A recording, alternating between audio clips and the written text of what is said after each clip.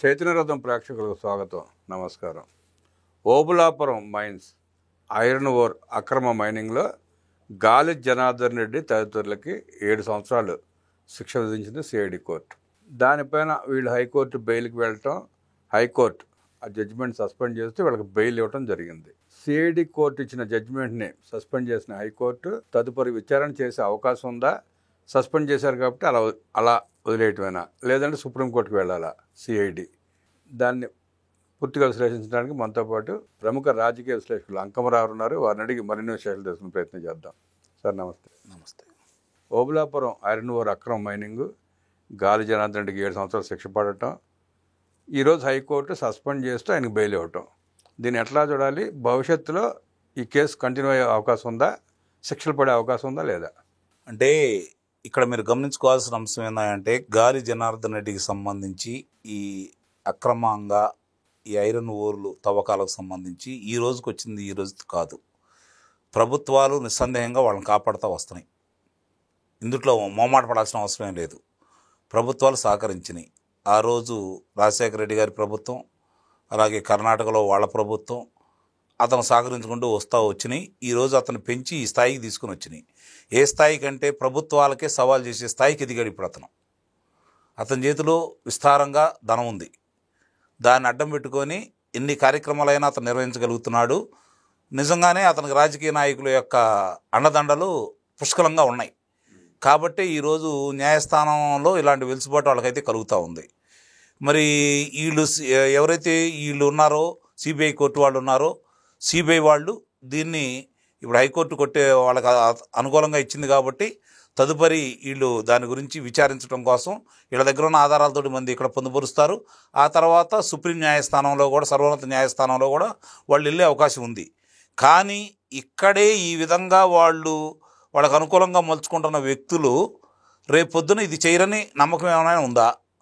ఇదే కొనసాగించడం నమ్మకం అయితే ఉందా? మరి ఇలాంటి వెలుసుబాటు రాదన్న నమ్మకం ఏమైందంటే నిస్సందేహంగా వెలుసుబాట్లు వాళ్ళకి కలుగుతాయి. మీరో నేనో సామాన్యుడో పొరపాటున కొంతమంది ఆకలిని తట్టుకోలేక ఒక రొట్టె ముక్కని అపహరిస్తే తీసుకొచ్చి కారాగారంలో పెడుతున్నారు. అతని గురించి వాదించేవాడు లేక 10 రోజులు బయటకు రావాల్సిన వాడు, లేకపోతే 4 రోజులు బయటకు రావాల్సిన వాడు సంవత్సరాల తరబడి ఈరోజు కారాగారంలో మగ్గుతానే ఉన్నారు. వాళ్ళ గురించి ఏ న్యాయవాదులు కావచ్చు, ఏ న్యాయమూర్తులు కావచ్చు, ఏ చట్టాలు కావచ్చు, లేదంటే ఏ ప్రభుత్వాలకు పట్టించుకోవు. కానీ వీళ్ళకి ఏదన్నా పొరపాటును కూడా గులకరాయి తగిలిందనుకోండి, విలవిలలాడిపోతూ ఉంటారు. రాజకీయ నాయకులను, అధికారులు విలవిలలాడిపోతూ ఉంటారు అన్నమాట. తగలకపోయినా రాయి అంటే గులకరాయి నేను చెబుతుంది, విలవిలలాడిపోతూ ఉంటారు. వీళ్ళకేదో గుణపాలు దిగినట్టు అలా తయారైపోయినాయి ఈరోజు వ్యవస్థలు కావచ్చు, అధికారులు కావచ్చు, రాజకీయ నాయకులు కావచ్చు. ఆ విధంగా తయారయ్యారు. ఇలాంటి వాళ్ళని ప్రోత్సహిస్తూ ఏ విధమైనటువంటి హంతకుల్ని, దుర్మార్గుల్ని, దోపిడీదారుల్ని ఈరోజు అడుగడుగున వాళ్ళకి పెద్దపీట వేస్తూ సామాన్యుడు మాట్లాడాలంటే భయం పుట్టే పరిస్థితి తీసుకొస్తున్నారు. సామాన్యుడు ప్రశ్నించాలంటే భయపడే పరిస్థితి తీసుకొస్తున్నారు. సామాన్యుడు ఆ రహదారి వెంట వెళ్ళాలంటేనే భయపడే పరిస్థితి తీసుకొస్తున్నారు. ఇది చట్టంలో ఉన్న లోపాలా, లేకపోతే న్యాయస్థానంలో ఉన్నటువంటి వాటిని వాళ్ళు ఆధారంగా చేసుకునే విధంగా ప్రవర్తిస్తున్నారా?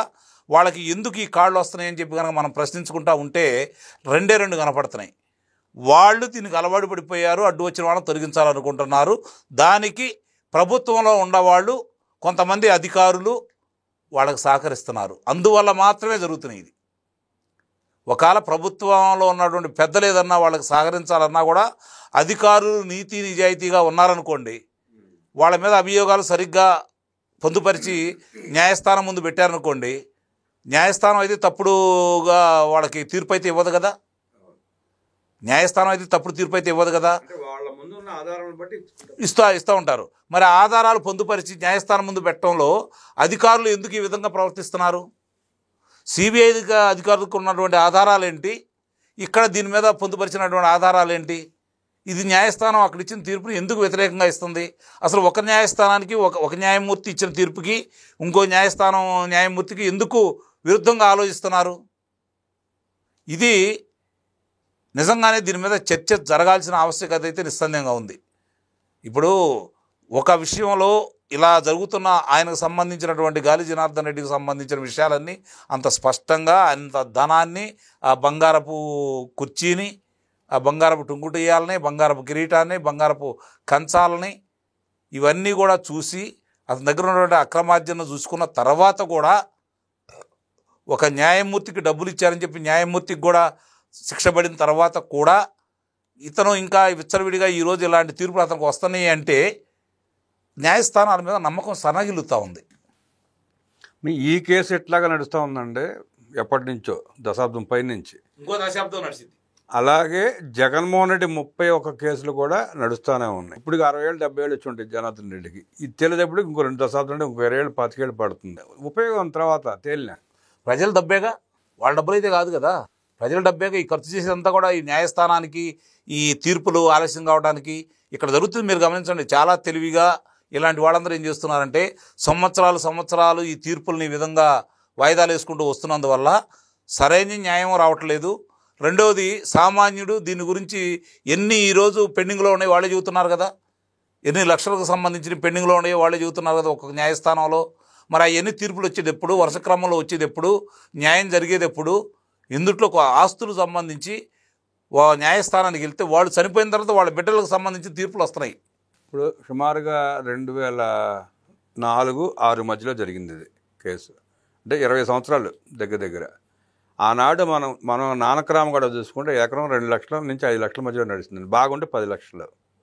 ఇవాళ అదే నానక్రామ కూడా 100 కోట్ల దగ్గర ఉంది. వీళ్ళు అక్రమార్జనతో ఇలా పొలాలు కొనుక్కుని, స్థలాలు కొనుక్కొని అవి వేల లక్షల కోట్లు అయిపోయి రేపు తీర్పు ఇచ్చే రోజున వీటిని జప్తు చేస్తారా, లేదంటే వాళ్ళకి శిక్ష వదిలేస్తారా? అసలు ఎందుకు అదే మీరు చెప్పారు, శిక్షలేసే వదిలేస్తున్నారు తూతూ మంత్రంగా. అన్ని వేల కోట్ల రూపాయలు కనపడితే 10 లక్షల పూచీకత్తట, 10 లక్షల పూచీకత్తట.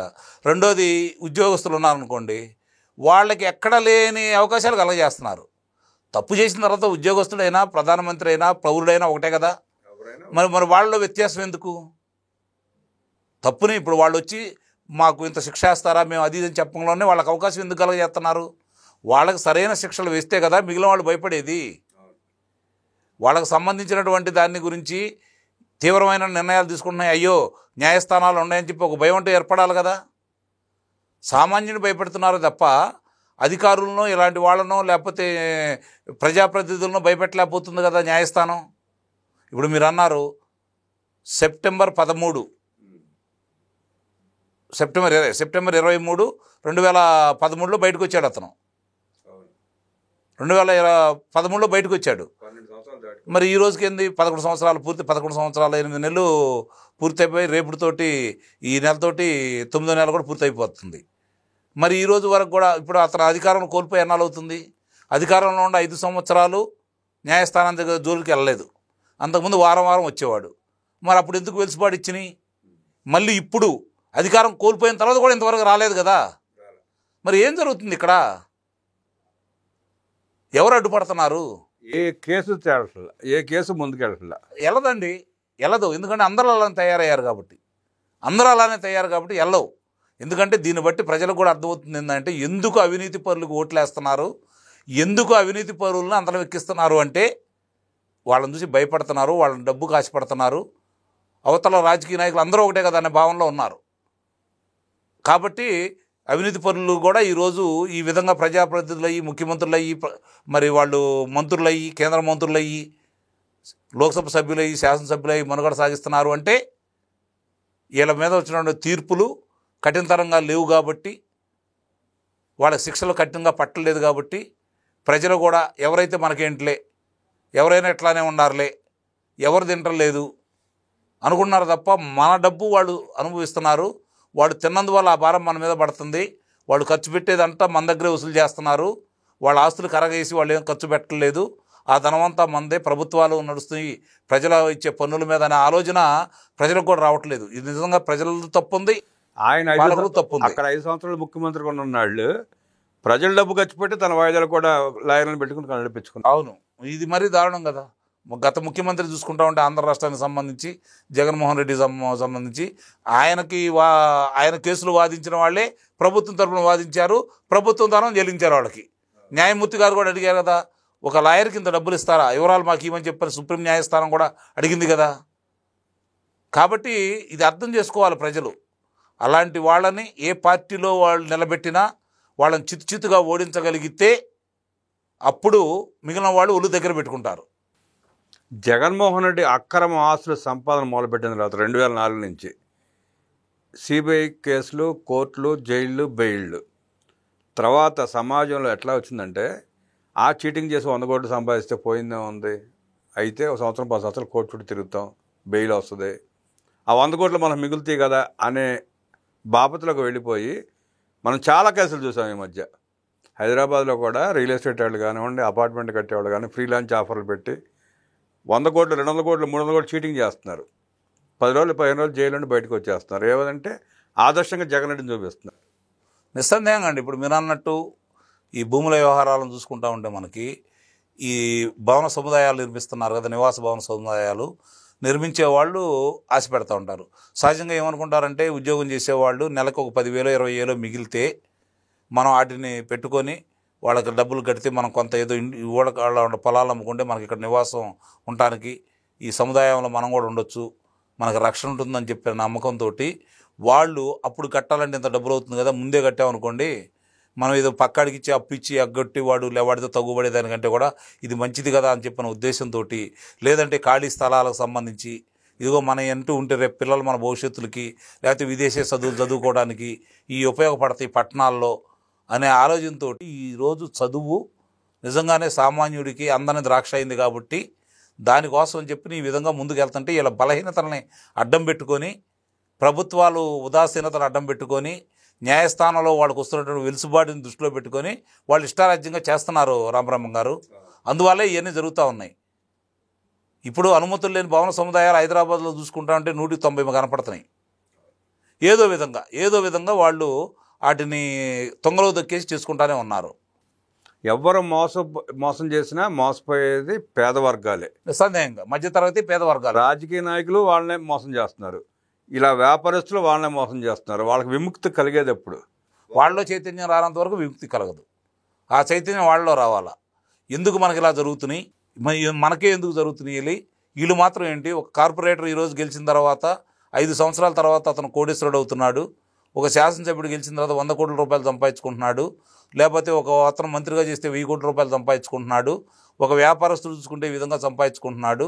వీళ్ళని అధికారులు రక్షిస్తున్నారు, పరిపాలన చేసేవాళ్ళు రక్షిస్తున్నారు. మరి మన పరిస్థితి ఏంటి?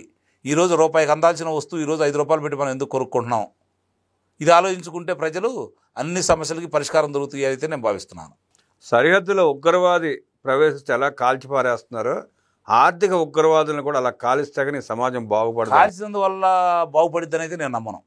భయం రావాలి కదా, దానివల్ల భయం రాదు. గుర్తుపెట్టుకోండి, అంటే ఈ చీటింగ్ సంస్కారం. ఇప్పుడు దానివల్ల భయం రాదు. ఇప్పుడు ఒకరిని కాల్చారనుకోండి, ఇప్పుడు గ్రామాల్లో పొలం గట్లు కూడా తగాదా పడుతున్నారు. వాళ్ళని తగాదా పడమని చెప్పి ఎవరు చెప్పరుగా, దాన్ని ఎవరు మనం నియంత్రించలేము కదా. చెబుతున్నా అండి. ఆ విధంగా వచ్చేటప్పుడు ఇప్పుడు గ్రామ స్థాయి నుంచి చూసుకుంటా ఉంటే ఈ అన్యాయాలన్నీ అన్ని చోట్ల జరుగుతున్నాయి కదా. ఎక్కువగా గ్రామ స్థాయి వాళ్ళే కదా మోసపోతా ఉంది. ఇక్కడికి వచ్చిన తర్వాత ఎందుకంటే వీళ్ళూరు పట్టణాల్లో ఉండే వాళ్ళు చూసుకుంటా ఉంటే తక్కువ మంది, చదువుకున్న వాళ్ళు ఎక్కువ మోసపోతున్నారు. మీరు గమనించుకోండి, గ్రామ స్థాయి నుంచి ఇక్కడికి వచ్చి చిరుద్యోగాలు చేసుకునేవాళ్ళు, ఉద్యోగాలు చిన్న చిన్న వ్యాపారాలు చేసుకునే వాళ్ళే ఎక్కువగా నష్టపోతూ ఉన్నారు. ఈ భారం అంతా మధ్యతరగతి ప్రజల మీద పడుతుంది. కింద వాళ్ళకి ఇబ్బంది లేదు, గమనించండి. పై వాళ్ళకి ఇబ్బంది లేదు. ఓట్ల కోసం ఉచితాలంటున్నారు. పై వాళ్ళకేమో వాళ్ళ వ్యాపారాల్లో వాళ్ళకి వచ్చే లాభాల కోసం దాంట్లో ఎంతో కొంత దీనికోసం వినియోగిస్తున్నారు.